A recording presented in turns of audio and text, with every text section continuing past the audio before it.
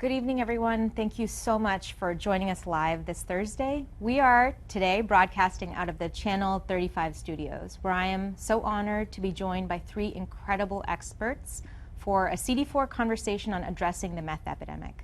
So why talk about meth now? Evidence suggests that meth use has been on the rise in California. According to the CDC, the California methamphetamine epidemic reached a new high in 2020, with an estimated 4,606 meth-related deaths, making up 27% of all drug-related deaths, making meth the second most deadly drug. In Los Angeles County, it's been reported that by 2018, meth was involved in 44% of all drug overdose deaths. These numbers signify an emergency, one that we need to address now with bold, urgent, and broad solutions. Tonight, we have the opportunity to hear from three experts in the field who bring unique perspectives to this evolving crisis.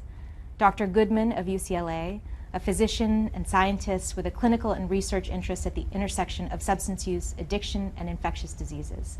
Dr. Goodman's research evaluates the impact of substance use on the treatment and prevention of infectious diseases. His goal is to ultimately improve clinical outcomes in people who use substances. We also joined by Soma Snakeoil, Executive Director of the Sidewalk Project, a Los Angeles City-approved harm reduction organization with chapters in 5 cities. The Sidewalk Project is a social activist, arts, and harm reduction organization that works directly on the street with our houseless community in Los Angeles and beyond. They have a concerted effort towards supporting sex workers and people who use drugs. And finally, we have Armando Gudino, California Policy Manager at the Drug Policy Alliance's Los Angeles office, where he focuses on Latino outreach strategies and legislation. His portfolio includes issues of mass incarceration, taxation and the regulation of marijuana, transnational criminal organizations, immigration and drug laws, and drug policy in the Latino community throughout the US and Latin America. So, with that, I'm so pleased to be here with all of you. Let's dive in. Dr. Goodman, I'd love to start with you. Can you speak to the unique qualities of a drug like meth and the reason that our treatment methods for other drugs like opioids might not be as effective in this case? It's my understanding that there is, unlike opioids, there's no parallel form of medication-assisted treatment for meth, and I was wondering whether you could talk a little bit more about that. Yeah, thank you, and thank you, Councilwoman, for having us first and foremost. Methamphetamines are stimulants like amphetamines are, like cocaine is, but different than amphetamines, methamphetamines can be volatilized, they can be smoked, they can be injected. Different than cocaine, methamphetamines are very long-acting. It takes about 1 hour to excrete about 50% of cocaine. It takes about 12 hours to excrete 50% of methamphetamine, so this makes it super long-acting. And then methamphetamines are one of these substances that release more dopamine in our brains than any other substances that we know of. And as we might know, dopamine is one of these reward molecules that, because of this production, it just reinforces our use of the substance on and on. Different to this, opioids are not stimulants. They might cause euphoric effects when somebody uses them, but they're much more downers. And for opioids, we've had 40 to 50 years of research in medications for opiate use disorder.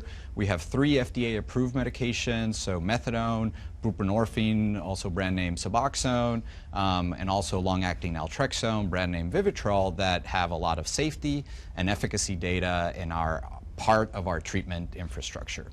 Sadly, for methamphetamine use disorder, we just don't have that level of efficacy for any medication. There's been many tried, and there's been approaches of using, similar to the opioid space, using like medications, other stimulants to treat methamphetamine use disorder, but they've just not worked. There's two very promising agents that have shown a signal recently. One is mirtazapine, and the other one is a combination of this medication bupropion with long-acting naltrexone. We're very excited in the treatment field about these two medications, but they really have to be proven in much larger studies, and we're working on those.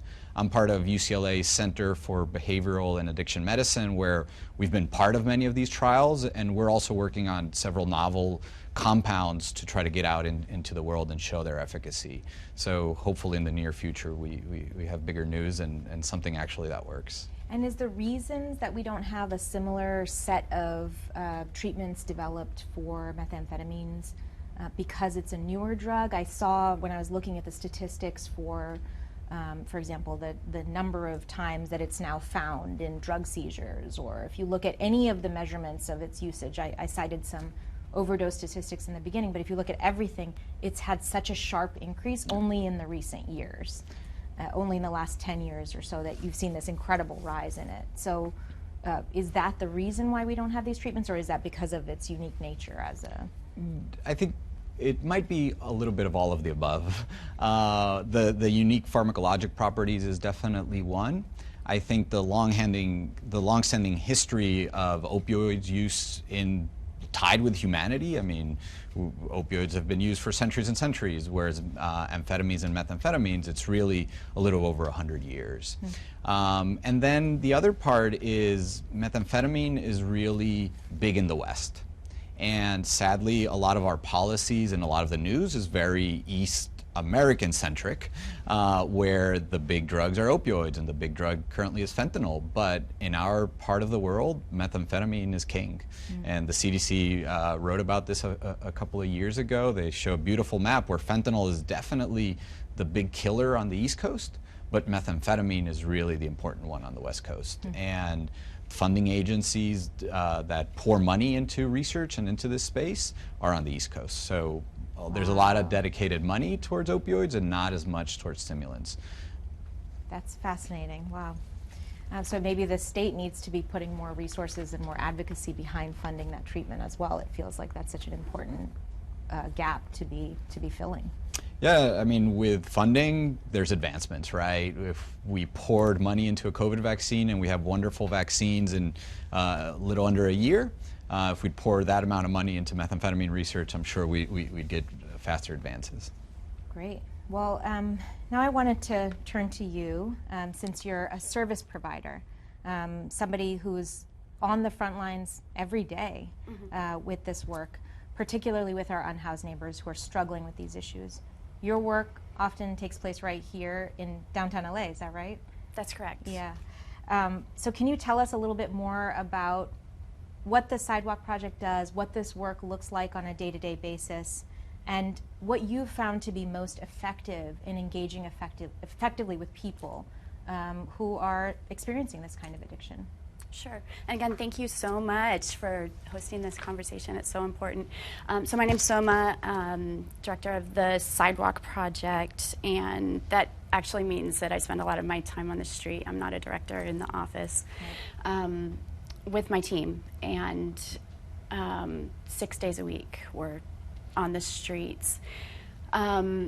You know, it's interesting to have this conversation about methamphetamine and methamphetamine deaths and overdoses, and I think it's pretty important to look at the different kinds of meth-involved deaths, and we are seeing so many different kinds of meth-involved deaths on the street.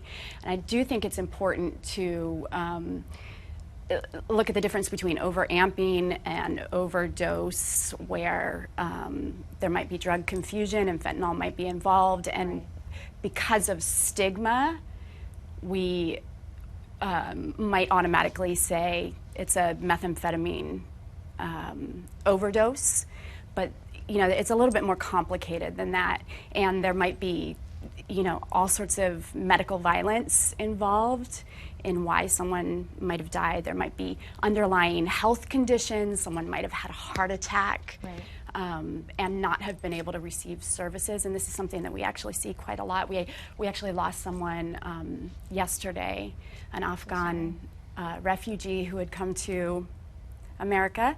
She was actually a microbiologist, and she got her degree here in one of the universities here in California. And then, she had all sorts of underlying health conditions, and she was schizoaffective and had PTSD. She was on our streets. We lost her yesterday because she went to a hospital, but she was not kept on hold because methamphetamine was involved. And sometimes we'll say, oh, someone has meth psychosis, and then we'll release them to the streets. And this is a very big part of the conversation, I think, with what we refer to as medical violence. And I can tell so many stories like this. We actually saved a woman's life yesterday on the streets. Meth was involved, but I believe that also opiates were involved. And, the EMS, when they came, after we responded to this, they pulled a pipe out of her pocket and they smashed it on the ground between her legs, and she ran off. I hope that she's okay. But again, this is, something that we talk about stigma, and this is really what kills. Stigma is killing people more than methamphetamine is killing people. That's interesting. So what are ways in which you think people who are in the medical profession could do better in responding to this? Is it training that people need? Is it kind of an understanding of how to respond when they encounter people who are using methamphetamines? I mean, what do you think is an intervention that can really change the response there that you're identifying has led to more deaths? Well, I think it's a cultural change, first of all. So it's not just people in the medical profession. And we have an amazing doctor here who, believes in harm reduction, and understands stigma and criminalization and how that is, one of the root causes of overdose and our overdose crisis. So I would love to see more doctors like Dr. Goodman, and for him to train more people within, because doctors listen to doctors, right? Yeah. But this is a cultural issue. We have an issue with poor people. We have an issue with BIPOC people. And this is, classically throughout our history, every drug law was linked to racism. And we have to look at our drug laws, and we have to look at how we think of people who use drugs as bad people. Right. And that pushes people into shame-based situations where they use alone, and that's when people die. Right. And it works, like we know this has worked in other countries. So you use the phrase harm reduction, and I think we use that in our office. Sometimes we hear it when we're out in the field, when we're talking to service providers, and you contrasted that to the traditional approach to these issues. Can you talk a little bit more about what that perspective means in practice and how it's different? For me, I believe it's a social justice movement that believes in the dignity of people who use drugs. It's a set of public health policies and procedures. Rather than criminalizing and penalizing people who use drugs, we support people who use drugs with health-based measures. Sometimes you'll hear people kind of water it down a little bit, and it's like, harm reduction is brushing your teeth. I think that's brushing your teeth.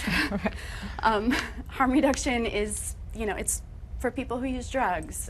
It can be applied to, people who are in sex work, and it's really for saving people's lives, and for saving people's lives who have intrinsically been marginalized by violent systems. So on a very deep level, I believe that harm reduction is, I think that our greatest harms are social and political. And when we look on larger scales, then we can start to look at how we're gonna, give out Narcan and pipes and needles, because that's individual, but it's much bigger than that. Yeah, and I was wondering whether I could take that question to you as well, Dr. Goodman. Can you talk about what that phrase harm reduction means for you in the medical field, and how, how the principles that you so beautifully discussed can be applied to the practice of healthcare? Yeah, So I do want to touch a little bit about the stigma piece that she brought up. And I'm not going to come out to defend my colleagues, because I've been in those conversations where my colleagues or even myself may have used pejorative terms to describe people who use drugs, and the addict, the junkie, the so on and so forth. This person doesn't deserve this treatment. This person doesn't deserve a round of antibiotics. We provide them inferior care for a behavior that's part of their disease, and that's utterly wrong. And that needs to change in the medical ranks. I do these teachings with the students and the residents at the hospitals where I work at. And one of the first thing I do before getting into the medications and all the medical aspects is I try to make a joke, and this is a public service announcement, but it's probably the most important thing of what I'm going to talk to you about, is how we should talk about people who use substances and the language we use around these people. Because first and foremost, they're people and they have a disease. And if we're using the disease to describe the person, we're at a loss. Now to the harm reduction piece, I'm primarily an infectious disease doctor.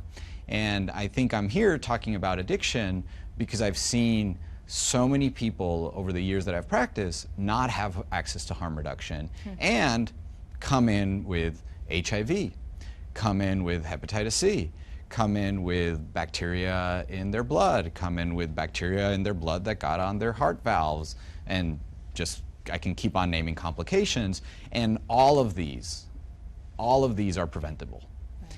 All of these with harm reduction, so with measures to decrease the medical harms in this case, or even death, for these people who can't access treatment, could have prevented these outcomes. So for me, that's what harm reduction means to me in this context. Wow. Okay. Well, thank you for that. And I want to turn now to you, Armando, because I think you are trying to bring exactly these harm reduction policies to the state, and really with a focus on reversing some of the very harmful policies enacted during the war on drugs that you, Soma, talked about already. So can you talk a little bit about kind of the temperature in the state and in our county on these issues? And I know that you've been working in Sacramento on a bill, SB 57, which would authorize overdose prevention sites in the state. We'd love to hear more about that work and not just that specific bill, but kind of the broader efforts to move us in a different direction in our response to these issues. Well, thank you. Thank you all for the invitation, for being here with my esteemed colleagues who I've worked with over the years. And really, they're the ones that are driving this type of work that we do in the policy realm. Yeah. You know, I think it's important to recognize that because, you know, we're grounded in science, human rights, and compassion, the work that we do at the Drug Policy Alliance. And when, you know, I hear, you know, somebody like Soma describing that human element that she experiences, and when I hear Dr. Goodman describe the importance of funding, you know, he made a very good point. Look, if you pay attention and if you fund this, we will get further. And I think it's important, you know, to start with that. Let that be the point of departure. Everybody here in this studio and the audience listening in, viewing, has been impacted by these type of policies. For the greater part of 100 years, at some point, somebody in government, somebody with much more power than those who have less, made a determination of what was going to be called the drug and what was going to be called the medicine. And oftentimes that was defined by your access to resources, your race, your color. And it was perpetuated for the greater part of over 100 years, only to be codified by the war on drugs, which incidentally, we are in the 50th anniversary, just last month I believe it was. And you know, it's one of those dubious, you know, markers in our history where from the inception of the war on drugs, when we look at manufacturing, production, distribution, importation, exportation, use, sales, all the indicators have to some degree gone up. So from a policy perspective, You know, when you throw over $1 trillion at a policy that you decided to make incarceration over medical assistance, public health, $1 trillion leading to an unprecedented amount of mass incarceration.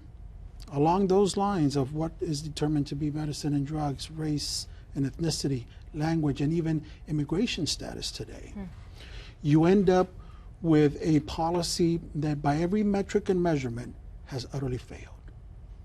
You know, I used to make these presentations at lectures at universities, and I used to enjoy opening it up by saying, you know, we have one of three options.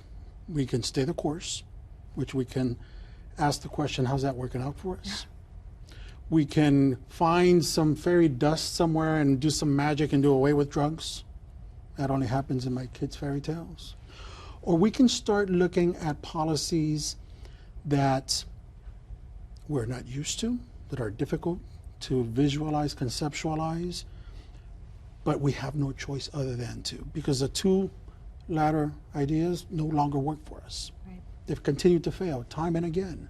So for us, it became imperative that we start by looking at issues of stigma, which my colleagues have already brought up. We've begun to look at issues of criminalization. I take it a step further and argue that it's criminalization that actually leads to these type of overdoses, in part because it creates the stigma. It creates a culture of truth based on perception by which others choose to apply policy. Fear, intimidation, a dislike for one's culture, race, ethnicity, color. And you begin to limit the access to resources. You know, Los Angeles is lacking a comprehensive, collaborative harm reduction program of the type that we've seen in almost 200 cities across the world. Yes, oftentimes it's easy to say it's a public health issue. LA County Public Health has to handle this. Right. Or let the state public health handle this. So we keep passing the buck, all the while reaffirming these policies that have been around for over 100 years at the cost of lives that Soma just described, at the cost of the conditions that afflict the people that Dr. Goodman described. So the current state for us, to answer your question, you know, in California, we are in an epidemic within a pandemic that continues to worsen. Last year, 93,000 people died of overdose deaths in this country. Wow. Unprecedented. Never before had we seen this. And it is important to note that it is our cousins, our brothers, our fathers, our mothers. Nobody can say that I've not been affected by somebody who perhaps overconsumed alcohol, overconsumed some sort of pill, prescription or otherwise. So I think the first challenge for us is this. I congratulate you and CD4 for actually having this engagement. Having been somebody who's worked in policy for 20 years, has worked in this city, I've never been invited by a City of LA official to come and have this type of conversation. And that says a lot, right? When we see the unprecedented numbers in a place like California, in a place like Los Angeles, with the sheer volume of other challenges associated with, let's say, homelessness, for example. The fact that we've never had these type of conversations says a lot. So I think this is the first significant step forward. And I think from a policy perspective, the next big step is engaging our colleagues in government and elsewhere, medical field, other service providers, in a much more collaborative manner to expand on what is the discourse of harm reduction, right? Because it's a matter of, you know, I'll make this one to the point that Soma made. I do like to remind people that harm reduction kind of exists everywhere. We put on seatbelts, that's a harm reduction measure, arguably. We ask, you know, folks to practice safe sex. When somebody jumps off a plane, they put on a parachute. That's a harm reduction measure. Why? Because you don't want to go straight to the floor. So, you know, sometimes it's as simplistic as that is, sometimes we need to share that with others so that they can conceptualize the measure, the idea, the concept itself, and remind them that at the end of the day, you're helping your brother, your sister, your parent, your mother, your neighbor, your friend, your acquaintance, your colleague, your fellow human. And when we begin to humanize people once again, that's when we can begin to highlight policy priorities that will make a difference. Right. Well, so I want to hear about one of those policy priorities. Sure. I know that you, I'm excited that you're engaging with the City of Los Angeles, but you have been engaging with the state of California, at least with state elected representatives. So I would love to hear a little bit more about what you're pushing for specifically that can take some of the broader principles and learnings from the past few decades. We've done several over the last several policy changes over the last several years. You know, we can go back to 2012, 2013, when we were able to successfully pass the Good Samaritan Law, an amendment to the Good Samaritan Law that allowed individuals who were participating in the consumption of a substance, illicit or otherwise, and as a result led to an accidental overdose, which, and that's very clear. I think my colleague Soma brought this up earlier. Sometimes we have multi-substance use, and it becomes very convenient for those in law enforcement and government to try and single out one particular product because perhaps it's visual or otherwise. And in the Good Samaritan Law, what we learned up until that point was that contrary to some perception, drug users do and are familiar with the law. And a lot of the overdoses were as a result of people not seeking out support and help from first responders. You know, an image popularized by the entertainment industry when you see somebody being dumped at the edge of a hospital and the scene has the car rushing away and, you know, people react. And there was a lot of reality to that because individuals who did report somebody oftentimes led to their arrest and even on occasions being charged in the accidental death or otherwise impact on that person. So the Good Samaritan Law sought to protect individuals from prosecution, and provide a degree of immunity, amnesty from prosecution so that we could allow folks who were there and witnessing an overdose call first responders, have them come in and help people. That is a harm reduction measure and how it materializes in public policy via a law. We've done measures that sought to support and expand naloxone, you know, as a life-saving measure, and other projects which more recently our bill that is scheduled to come up early next year, which is an overdose prevention site. These sites have been operating all over the country, all over the world, excuse me, for 20, if not longer. But not in years. America, right? Not in America. Yeah. And these are locations where individuals are allowed to come in with their pre-obtained substances and consume them in a supervised environment, oftentimes with a medical professional who is there to ensure that the person does not overconsume or succumbs to an overdose, one. Two, it provides a unique opportunity for first engagement, first point of contact. Oftentimes, we don't have the resources to send people out there. I mean, the work that Soma does, that's why it's so excellent, it's so invaluable, because she is in the field. And if we could have 1,000 Somas out there, it would be awesome, but we don't. So one of the policies that we're looking to develop is create a space where individuals can come to the location, again, with their pre-obtained substances, consume. We, as a result, take a lot of public health centered approaches to prevent that overdose if in fact that were to happen. And in fact, that point of, I think that needs to be made, there's never been an overdose death at any of these facilities anywhere in the world, to my knowledge, that has been reported to us in the last 20 years. Wow.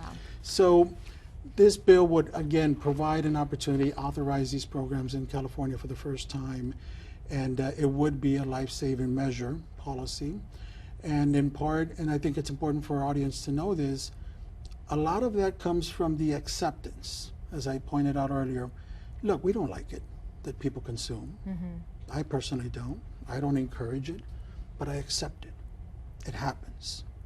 And I think that's the first part.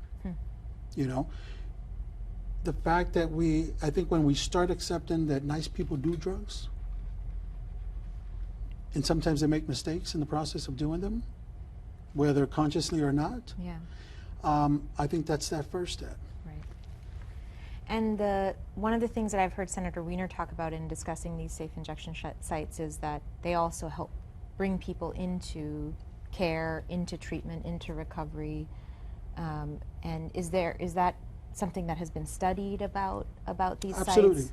Absolutely. The idea is that by having this location, it's a full service opportunity. You come in, you can get referrals to medical professionals, you can get perhaps a medical professional on site who can look at whether it's an abscess or something that can be evaluated and referred to. Perhaps there's opportunities to provide temporary or permanent housing. Again, it becomes the first point of contact for individuals who would otherwise have to wait for somebody to come to them in the form of a street team. And cities, again, unfortunately, don't always prioritize that type of service, right? So by having this type of location, and oftentimes it needs to happen where there is a high concentration of use, right? That's always a difficult idea. People are always saying, well, I don't want it in my neighborhood. You're going to invite people. Listen, if we've targeted your neighborhood, it's because it's already there. Right? Newsflash. Right. So yeah, it would be a great opportunity to start providing the type of services that a lot of this community needs. That's great, and I'm excited to see this bill move forward. We actually passed a resolution in the Yes, City we did. Council with full council support, saying that we actually not only supported the bill, but it wanted to have one of those, at least one of those sites located in LA County, where I think the need is great. We invited before this event some questions from the general public, so I wanted to ask one of those questions, and really this can go to anybody who wants to answer. One of the most frequent questions that we get is about breaking the cycle of drug use and what has worked in that. And this is a subject about which I don't actually know a lot. And that was one of the most frequent questions that we got before this discussion as well, because people wanted to know about harm reduction, about saving lives, but they also wanted to know about, okay, if somebody is using, what are the strategies that can help them stop using? And so I wanted to open it up to anyone who wanted to share their own experiences, the evidence that we've seen, the best practices that you know about that can really start that process. I'll jump in there and perhaps started with this by saying that for us, from a policy perspective, what we have seen is that when government decides to do abstinence-only policies, they don't work. Evidence seems to indicate that coercive treatment is a model that does not work because, again, it's coercive. I think an individual, from our experience, needs to come to a point in which they are seeking out the support and assistance, and sometimes we lose sight of that from a policy perspective. I'll give you an example. The recent attempt to provide housing for individuals during the pandemic, during the COVID pandemic that's still going on, did so in a way that, was an abstinence only. You couldn't have access to service providers. You couldn't have access to phone calls. We'll give you a room where you can keep you out of the streets, but you can't have anything else. And that type of coercive abstinence only treatment or services is actually the contrary. It's having a contrarian effect on individuals. So coercive treatment, I think, is one of the important starting points when having that conversation. We can't force people into treatment. We got to provide a space and opportunity, because we have a lot of reasons why people end up consuming, over-consuming. And oftentimes it's not as black and white as people like to think, that it's, oh, well, you started with cigarettes, went to alcohol, went to marijuana, this gateway theory. That's also a failed idea and concept. There's a lot more personal, physical, emotional trauma that goes into what impacts individuals. And I think we have to look at this in a much more broader perspective that I'm sure my colleagues would give you much more insight than some policy wonk. So that tells us what hasn't worked, but I'm really curious to learn more about what does work. So I'm somewhat biased because I'm embedded in the treatment system. So I work in the hospitals or in clinics, and people in many ways come to us, and when they come to see me as an infectious disease provider, they typically have some kind of sentinel event. It's either they're coming to the ED because they have an infection and it's something big. It's something that is infecting their heart valves that scares them, that they might have, it might lead to their death. Or they are newly diagnosed with HIV. There's so much stigma around HIV unnecessarily, and it's ingrained in so many people as this death sentence, which it's not. HIV is completely treatable. Nobody in the United States should die of HIV, period. But these sentinel events definitely seem to provoke change in certain people. But the place where I see that change is where the sentinel event is this kind of moment where we can introduce treatment. A lot of times people come to our hospitals, if they get past the stigma and the bad treatment from certain medical providers, if they get past that and they're engaged, and if medical providers come to them and say, just stop it, it doesn't work. And we do that just too often. But the health system in these points of contact hasn't been structured to the way that we have the people with the expertise to engage and provide those treatments. It's coming around. It might be coming around too slow, but it's coming around. Now we have, in the opioid space, we have those medications that I mentioned before getting provided at emergency rooms, getting provided from inpatient hospitals. So that's a step forward. For methamphetamines, we do have other treatments that work. We have CBT, cognitive behavioral therapy, we have contingency management. There's evidence behind these treatments, but we really don't have them embedded within our hospital systems to get them out there. And when these people are in that moment that maybe they have a sentinel event, maybe they're thinking about change, we can't reach them. And we send them out with a pamphlet, please stop using drugs, and then they come back 2 weeks later using drugs, they come back a month later using drugs with a worse infection, with a worse medical problem. So echoing what Armando is saying, the abstinence, just stop method doesn't work. We need to institute these evidence-based practices, and that's where I see the breaking the cycle. And really to embed those in the places where people are interacting with the system.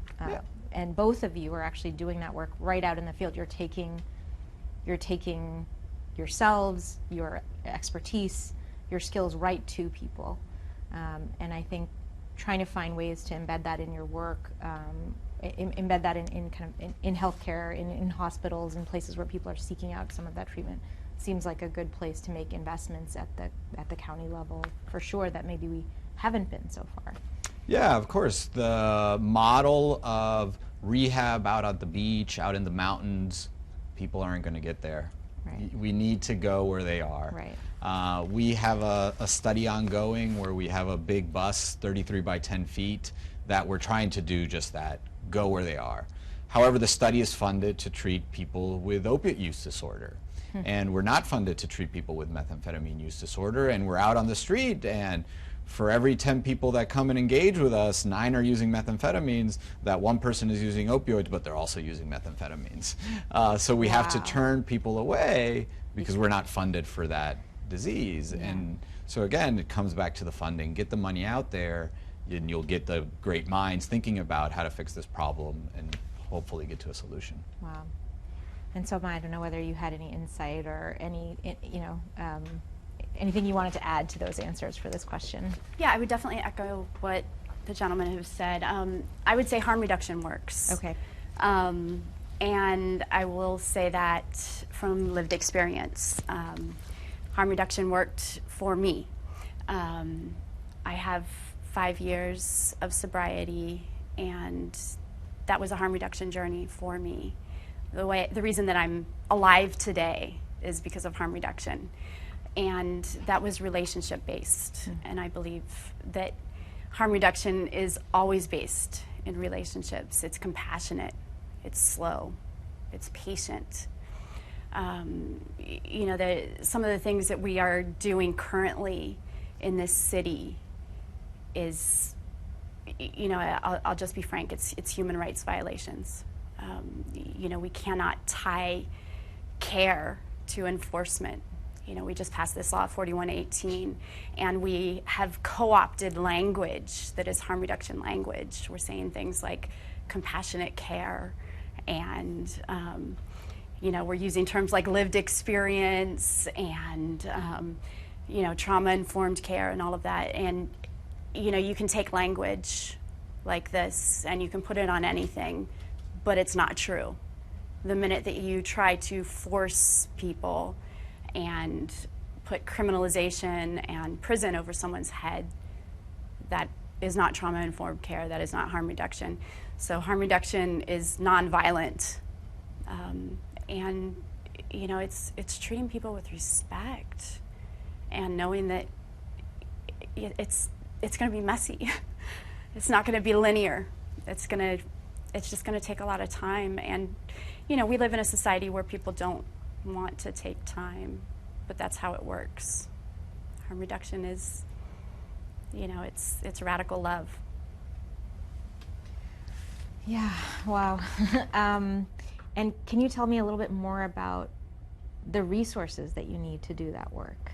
What would help put more of those resources out into places where it's needed? What would that look like from either the county's funding? What would that look like from the city's funding? What would that look like from the state? However you want to think about it. I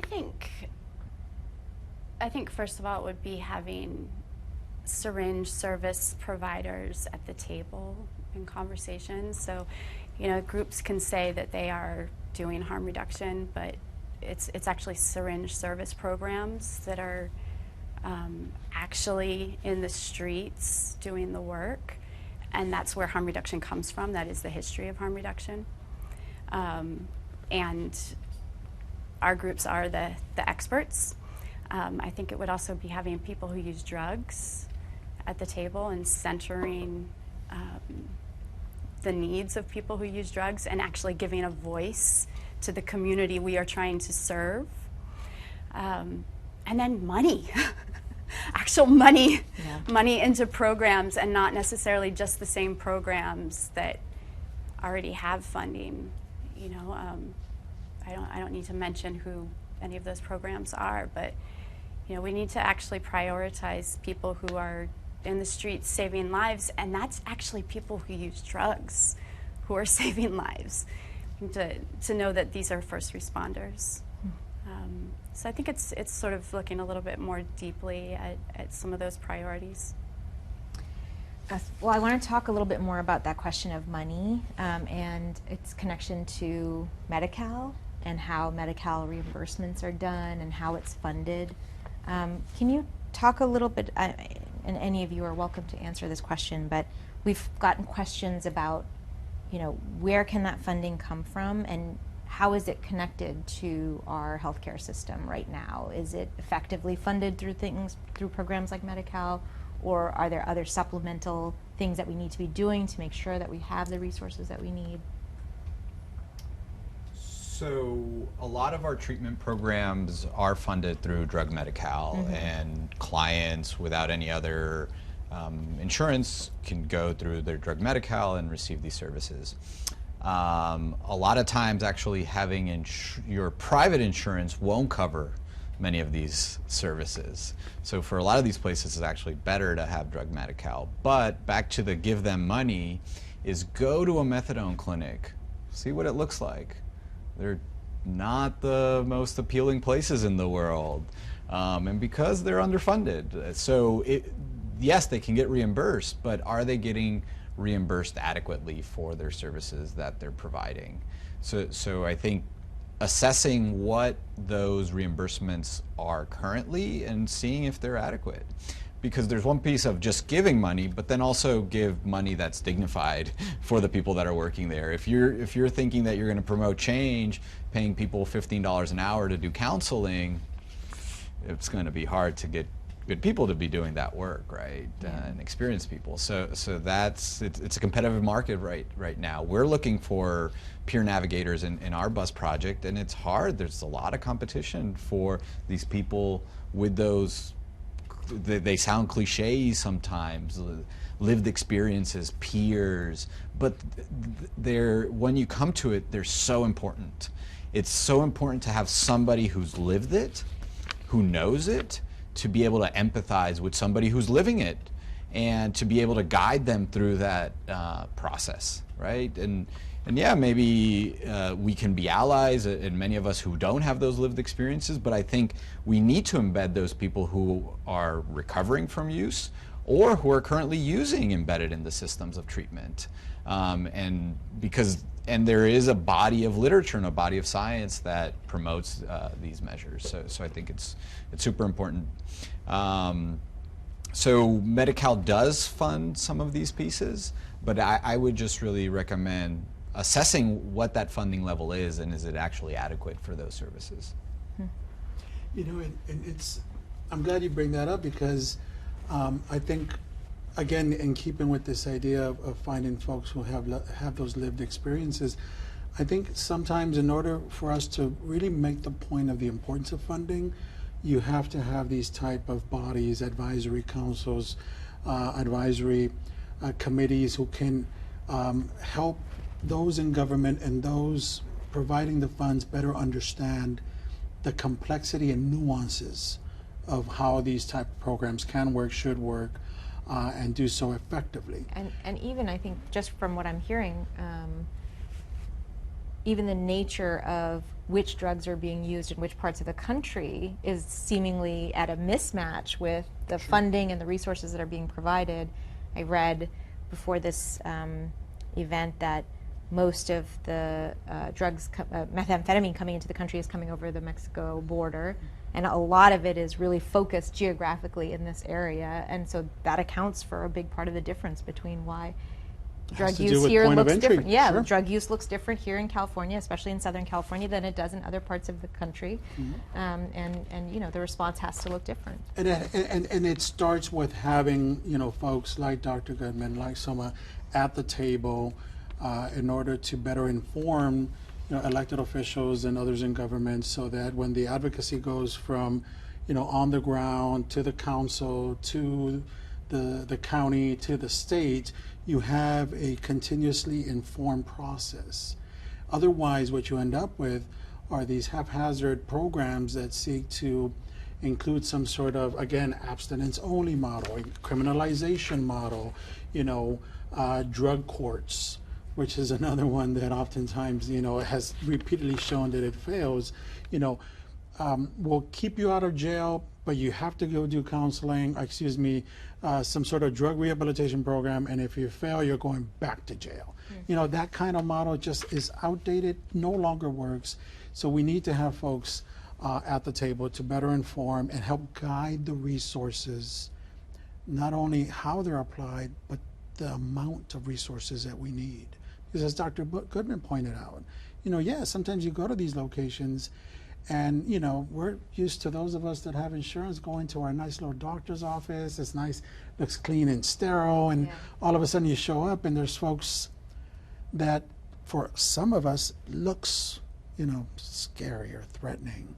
And then you start playing into all the stigma that comes with that, and the cycle begins all over again. So having folks at the table is going to be key to being able to better manage the policies that apply resources to these type of services. As someone who works at the city now, one thing I feel sometimes in responding to the crisis around drugs in LA is that the city actually doesn't have a lot of those resources to be able to address it at all. The city doesn't have a health department. We depend on the county for that. The county's budget is so much bigger overall, and mental health services, public health, all of that is really anchored at the county level.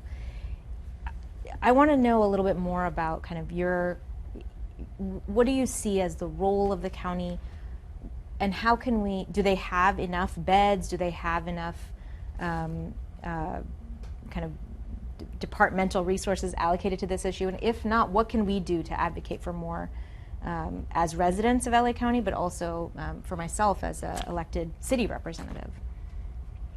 And I'll let anybody. I mean, again, as I said earlier, I mean, this conversation is already an important step forward, right? Expanding the discourse. I think is key to this conversation, getting more of your colleagues on board with not only opening up their door to understanding what harm reduction is, but again, engaging some of the providers, some of the medical field policymakers on what is good, responsible policy. I think you touched on it, the fact that we have a city that says, well, this is a county issue because it's a public health issue. Yeah. You know, unfortunately, this happens a lot in city government, county government. Yeah. We kind of pass the buck along up until the money comes in. To be clear, and then I wasn't trying to pass the buck. I was feeling frustrated that I couldn't take it Duly on. noted. Yes. But yeah, I think that's the important.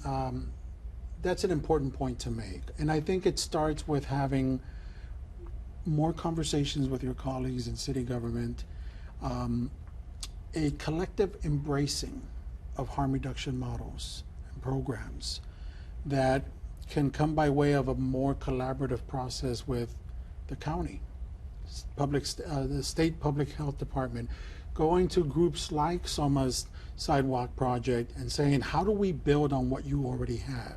If you have a dozen locations, how do we expand to 24 locations, right? And how much do you need for that? And how do we collaborate with a university like UCLA and the medical professionals there that are harm reductionists so that we can build on the foundation that she started and that you're now engaging on? Because once you guys start doing that, the policymakers, it becomes easier, to come in and say, here's a good policy example of what's working. How do we, replicate this at a much broader statewide level, for example? So I think that's one of the big steps forward. Continuous engagement, expansion of resources, but more importantly, having them at the table, because after all, they're the experts. Yeah. And how are you funded, and how can we, how can we expand the funding that you have access to? What are the resources that you feel like you most need, or the broader community needs, in both of you doing the work that you're doing? And can you actually tell us a little bit about the truck and what you're actually starting out doing?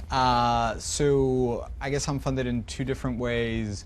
One is through UCLA, and UCLA takes a set of medical insurance providers, so people get access in that way. But I'm a researcher, and so I get funding through NIH grants or foundation grants or sometimes state grants.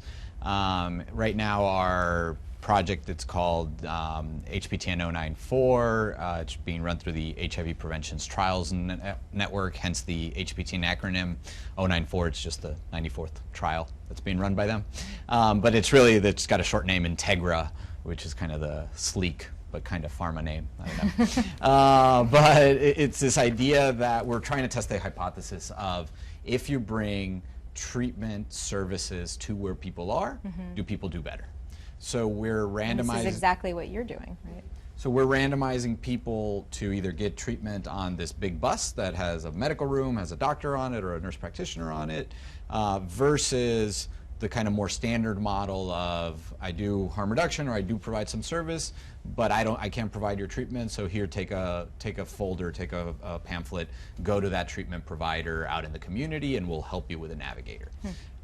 So that's our comparison group. So we're an NIH-funded study. It's being funded by the National Institute on Drug Abuse. And you're just starting that out right now? Yeah. We had an official grand opening a couple of weeks ago, which we were really proud of. Right now, we're located in the city of Long Beach, and we're going around. We're trying to set up shop. All the logistical challenge of starting a program, but it's been very exciting and very energizing. So we're always open to kind of finding new spots and collaborating with people. So if anybody here in the audience is interested, I'm always open to discuss it and see wherever we can bring the resources where they're needed. That's where we want to be. And how long is the study supposed to run? When will you get your results on what works? Yeah. What works best? So we're out there for about 3 years. Wow. So we just started. So. 2024.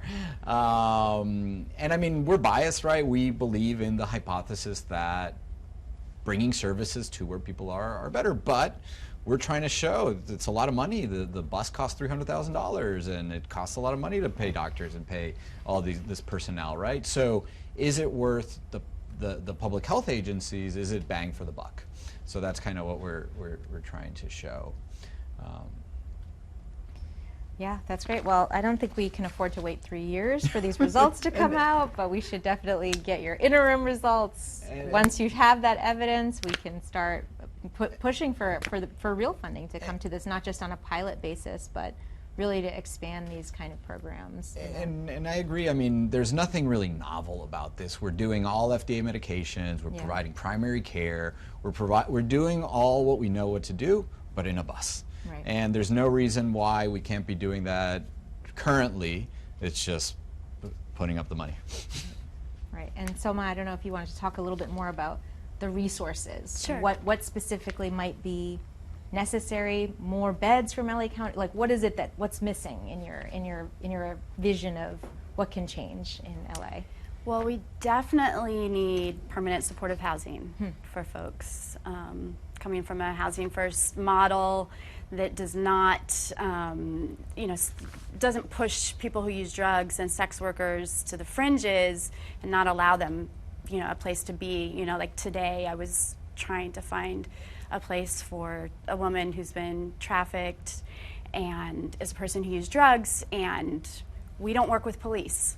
And we do not believe in some of these narratives and abstinence-based situations that will coerce people into, religious situations, or, this is a person who uses drugs and doesn't want to stop using drugs, but she wants to be safe. So it was very hard to find a place. And this is not different. Every single day we get asked, can you find me a place to be? And there are not enough places to be. And interim housing doesn't offer a long enough place for people to be. So we definitely need more beds, but we need actually More housing. Permanent housing, dignified housing. As far as how we are resourced, we got a grant from National Harm Reduction Coalition, which provides us the opportunity to have staffing, and we actually prioritize hiring people who use drugs who are unhoused. So we do a lot of, putting money back into the community who has been harmed by the war on drugs and who are the experts. So that's a very big thing for us. And then we get, like our supplies from the state of California, like our Narcan and our needles and all of that. Okay. And then we beg. Quite honestly, on the internet, we have a bunch of very generous people in our community. We come from the punk community. We have musicians in our community who will play benefits and, we'll beg for tampons, we beg for food, beg for socks. That's what we do, we beg. Well, so if people wanted to learn more about your work or to support it, what's the best place where they can learn about your work? Probably Instagram. Okay. Yeah. So look for you on Instagram. The _sidewalk_project, Okay. or you can find us on our website, thesidewalkproject.org. Okay. Yeah. Awesome. Thank you. And what about you? If people want to learn more about the results of the study, hopefully we will also make sure that people who are here will get updated, but if they want to learn more, how can they follow your work or follow its findings? Of course, so we have a website for the project, www.hptn094la. It's Making it really easy to remember. Maybe they'll put something at the bottom. It's on our flyers. hptn094la.com. Okay. Got it. There's all of our contact, the Twitters, the Instagrams, we're all on all of those as well as at hptn094la. Okay. People can reach out. I monitor them personally, so I'd love to chat with anybody who have good ideas, that they have thoughts on where we should be. I'm going on vacation for a couple of weeks, but afterwards I'd love to connect with people. Awesome. And Armando, how can people find out about your work? And I just want to poke fun at Dr. Goodman. A while back when we first talked about the research program, I said, David, this does not sound sexy. Yes. HPTN 094. ABC, what the hell? You remember that? Yeah. We can work on that. Okay. We're at drugpolicy.org. We're a national organization headquartered in New York, offices in several different parts of the country. And you can learn a lot more about our work And just to kind of, again, thank you for this opportunity.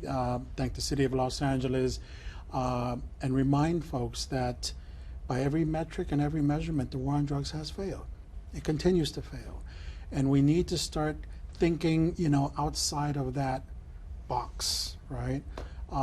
Towards new policies grounded in science, compassion, and human rights that look to humanize individuals and no longer criminalize them. We have to start looking at decriminalization as a model. We have to start looking at expanding the available resources like Narcan and other stuff, other resources that are already there. But more importantly, I think we need to look at the folks that are there on the ground. This is not rocket science, right? We have folks who know what they're doing because they've been doing it, because they have those lived experiences. Right. Truth be told, folks like us at DPA, we develop the policies that we do because we're informed by the folks who are there. Right. So with that, I'll say again, thank you, and you can look us up at drugpolicy.org. Well, thank you so much to you and for all of you for the work that you do, and thank you so much for being here today. I think I learned a lot about an issue that I don't know that much about. But I'm excited to learn more about, and I think that this perspective is so important to inform the work that we're doing at the city, at the county, and in our state. So thank you all.